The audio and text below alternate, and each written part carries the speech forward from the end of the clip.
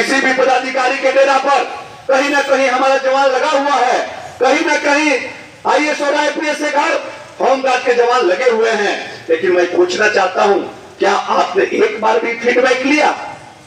कभी आपने पूछा कि आपकी बात को कौन नहीं मानता? उनकी मांग क्या हो सकती है? कौन सा उनका जायज मांग है? आप कभी सोचे इस बात को? ईमानदारी के साथ 20 साल होने जा रहा है आपको, मुझे लगता है 20-22 साल से लड़ाई चल रही है। 20-22 साल से कभी यहां धरना, कभी पटना में गर्दनीबाग में धरना, कभी इनका घेराव, कभी उनका घेराव। लेकिन मैं आपको यकीन दिलाता हूं और विश्वास दिलाता हूं, महात्मा गांधी ने सपना दिखाया था, देश को आजादी कराने के लिए 2 दल बना था, गरम दल और नरम दल।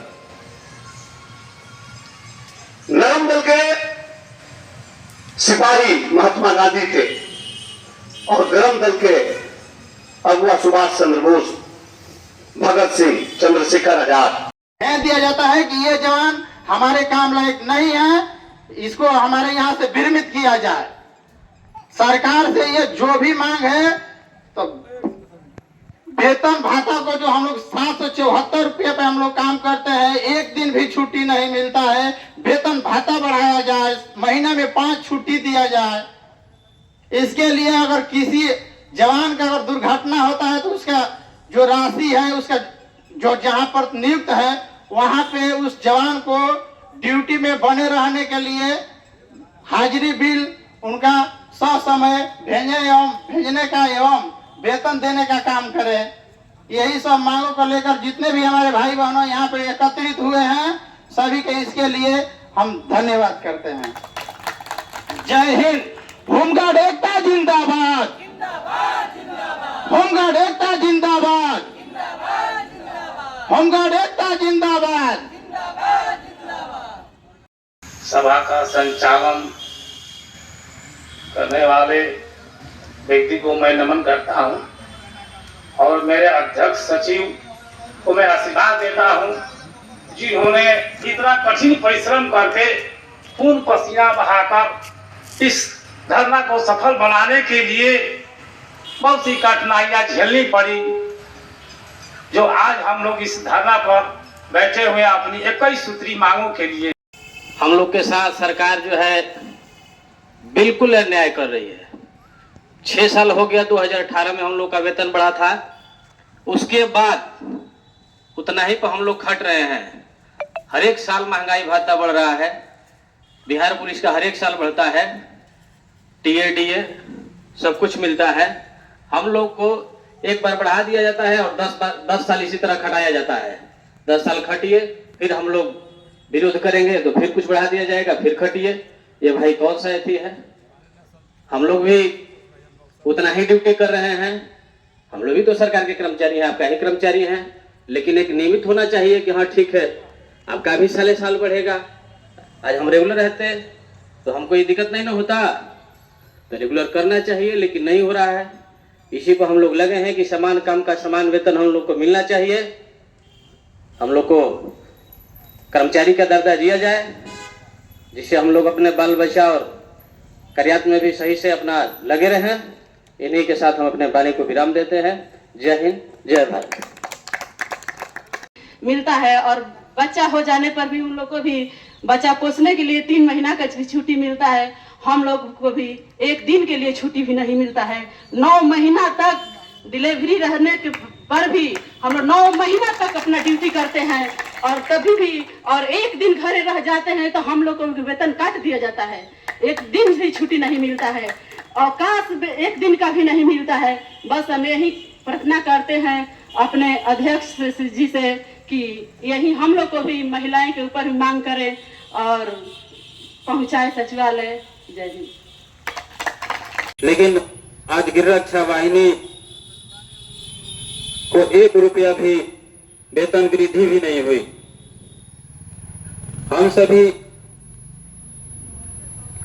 जो काम करते हैं उसका हम लोगों को मात्र दैनिक भत्ता मिलता है।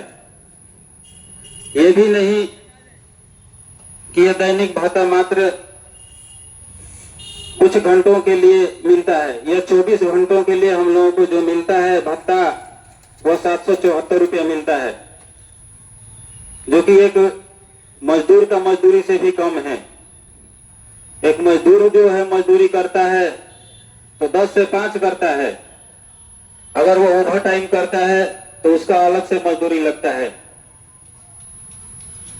बंधुओं, हम सब उस मजदूर से भी गए हुए हैं, जो कि सरकार इस पर ध्यान नहीं दे रही है। आज जिस परियोजना कर लेकर हम सभी उपस्थित हुए हैं, उसमें जो एक ही सूत्र मांग है, हम लोग सरकार से यही निवेदन है कि हम लोग का जो मांग है वो जल्द से जल्द पूरा करे। अगर आज के दिन हमारी मांगों को सरकार नहीं सुनती है तो आगामी 31 तारीख जो आएगा उसमें केंद्रीय कमेटी का जो बैठक होगा, उसमें आगे का जो आंदोलन होगा उसका आकलन शायद सरकार भी नहीं लगा सकती है। इसलिए हम सरकार से यही अनुरोध करेंगे कि हमारी जो मूलभूत सुविधाएं हैं, हमारे भी परिवार हैं, हमें भी छुट्टी चाहिए, हमें भी सुख सुविधा चाहिए। हम यहाँ पर ड्यूटी करते हैं लेकिन 24 घंटा के लिए करते हैं। जितनी भी आपातकालीन ड्यूटी होती है सबके घरों में छुट्टियों के समय सब जाकर शरीक होते हैं, लेकिन हम सभी आपातकालीन ड्यूटी में अपने बच्चों से दूर रहते हैं। जब भी इमरजेंसी आती है, आपको आपातकालीन ड्यूटी में जाना है, आपको घर पे नहीं रहना है। बंधुओं, हमारे भी परिवार है, हमें भी सुख सुविधा चाहिए। यही सब मांगों को लेकर हम सभी यहाँ पर उपस्थित हुए हैं। आज जो सरकार के बिहार पुलिस के समान वेतन जो चाहिए, उस सब के लिए हम सभी यहाँ पर उपस्थित हुए हैं। हम लोगों को जो एक ही सूत्र मांग के लिए यहाँ पर आए हुए हैं, उस सब में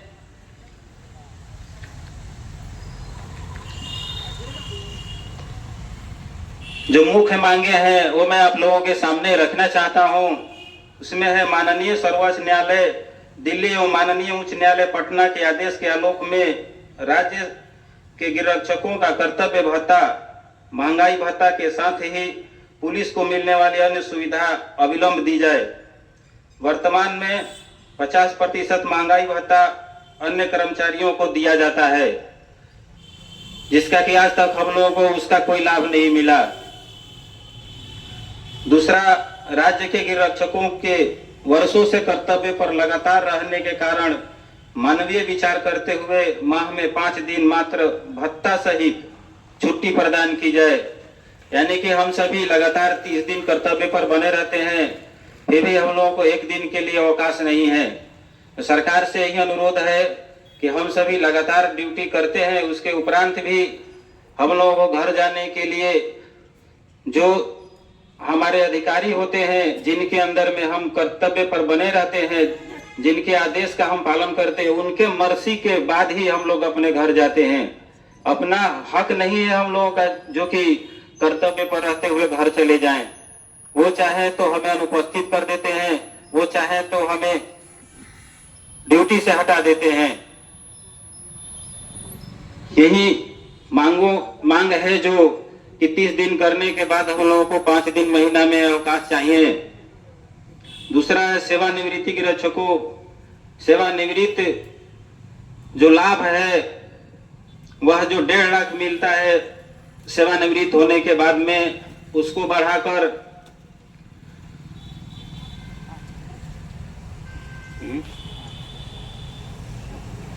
1.5 लाख से बढ़ाकर 5 लाख किया जाए।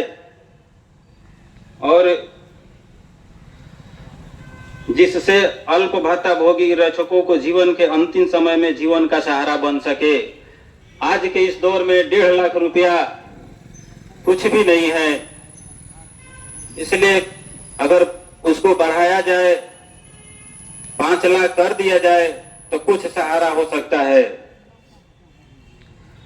बढ़ती महंगाई को देखते हुए गिरक्षकों को मिलने वाली अनुग्रह अनुदान की राशि 4 लाख से बढ़ाकर 10 लाख रुपए किया जाए। पांचवा में है कर्तव्य पर प्रतिनियुक्ति के दौरान मृत अथवा पूर्णतः अपाहिज गिरक्षकों के आश्रितों को शैक्षणिक योग्यता अथवा पास ही आश्रित को अनुकंपा का लाभ सभी प्रभावित बल को दिया जाए। गिरक्षकों को कर्तव्य के दौरान बीमारी या दुर्घटनाग्रस्त होने पर इलाजरत अवधि तक कर्तव्य मानते हुए भत्ते का भुगतान किया जाए। ऐसा अक्सर देखा जाता है कि गिरक्षक जब अपने ड्यूटी पर बने रहते हैं, चोटिल हो जाते हैं, दुर्घटनाग्रस्त हो जाते हैं, तो वहां से उनका उपस्थिति विवरणी नहीं आता है। वहां के पदाधिकारियों, वहां के प्रति